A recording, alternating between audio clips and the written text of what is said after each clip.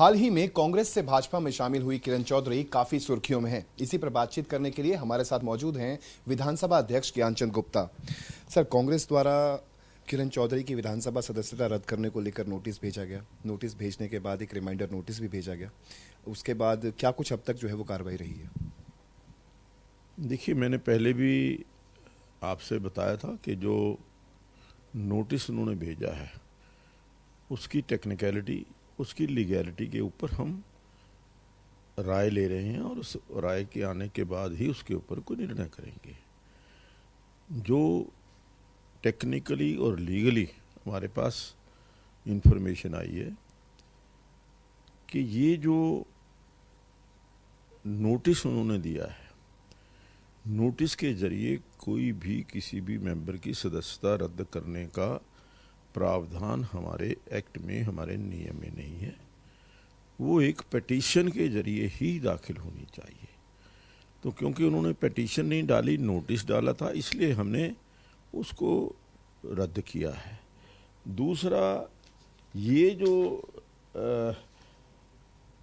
उनकी जो नोटिस भी है वो भी एज पर रूल्स हर पेज के ऊपर उनके साइन होने जरूरी हैं, लेकिन वो भी उसमें नहीं थे।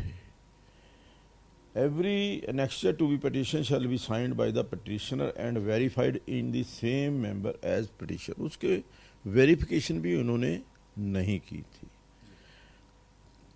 तीसरे एक under rule 7, if the petition does not comply with the requirements of the rule 6, the cause, copies of the petition and of the annexure there to be forwarded।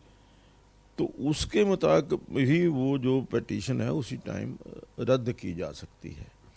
तो ये टेक्निकल जो कमियां थी, वो जो उनकी नोटिस था एज पिटीशन नहीं था, इसलिए हमने उनकी वो जो नोटिस है उसको रद्द किया है। इसके अलावा सर, कल का यदि हम जिक्र करें, कल देर शाम जो है वो एक बार फिर से कांग्रेस द्वारा पिटीशन जो है वो दायर जो है वो की गई है। उस पर क्या कुछ अब तक वो पिटीशन आप तक पहुंची, नहीं पहुंची, क्या कुछ रहा? नहीं, देखिए, कल मैं बाई चांस ऑफिस नहीं गया था। जानकारी मिली है कि कोई उन्होंने पिटीशन डाली है।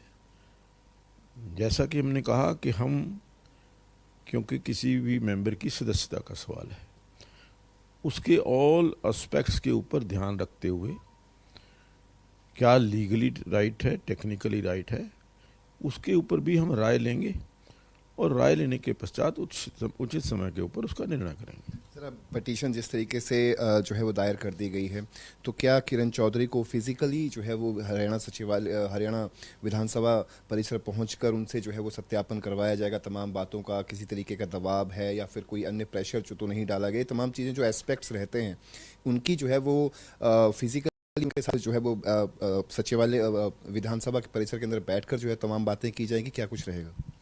नहीं, आम तौर पर भाई कोई भी निर्णय किसी की सदस्यता रद्द करने से पहले उनकी फिजिकल प्रेजेंस और उनकी विचार और उनका पक्ष सुनने के पश्चात ही लिया जाता है। तो जरूरत पड़ेगी तो हम उनको भी जरूर बुला करके उनका पक्ष भी हम जानेंगे।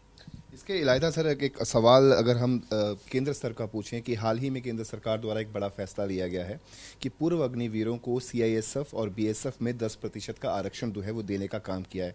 किस तरीके से देखते हैं आप इस फैसले को? देखिए, केंद्र सरकार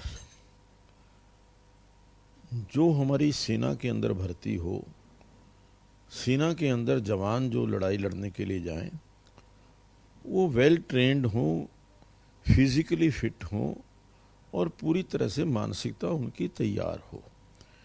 इसी योजना के तहत ये अग्निवीर योजना शुरू की गई। और अब वो जो 5 साल के बाद जो एक आरोप लगता था कि अग्निवीर कहाँ जाएंगे, वो जो एक कमी मैं कहूँगा या जो एक फ्लॉ था, उसको भी केंद्र सरकार ने 10% की रिजर्वेशन दे करके उन युवाओं के लिए सेना में भर्ती के द्वार खोल दिए हैं। 10% रिजर्वेशन होगी तो निश्चित तौर पर जो अग्निवीर हैं उनमें से मैक्सिमम लोग उसके अंदर सेलेक्ट हो सकेंगे। और 10% की रिजर्वेशन है, लेकिन जो ट्रेंड हैं 5 साल के अंदर जिन्होंने अपना ट्रेनिंग ली है, वो सीधे तौर पर भी अप्लाई कर सकते हैं। 10% अग्निवीर का कोटा है, लेकिन जनरल में अंदर जाने में उनको कोई पाबंदी नहीं है। तो इसलिए क्योंकि उनकी ट्रेनिंग 5 साल की हुई है, जो रिक्वायरमेंट्स हैं वो पूरी करके ट्रेंड होकर के जाएंगे, ज़्यादा से ज़्यादा अग्निवीर सेना में भर्ती हो सकेंगे। बहुत बहुत शुक्रिया। तो ये थे हमारे साथ विधानसभा अध्यक्ष ज्ञानचंद गुप्ता, जिन्होंने अपनी बात जो है वो किरण चौधरी की विधायक सदस्यता को लेकर भी रखी और साथ ही साथ पूर्व अग्निवीरों को लेकर जो केंद्र सरकार का फैसला आया है उस पर भी अपनी बात पूरी बेबाकी के साथ रखी। चंडीगढ़ से कैमरा पर्सन विशाल गुलाटी के साथ रवि चंदेल, सूर्य समाचार।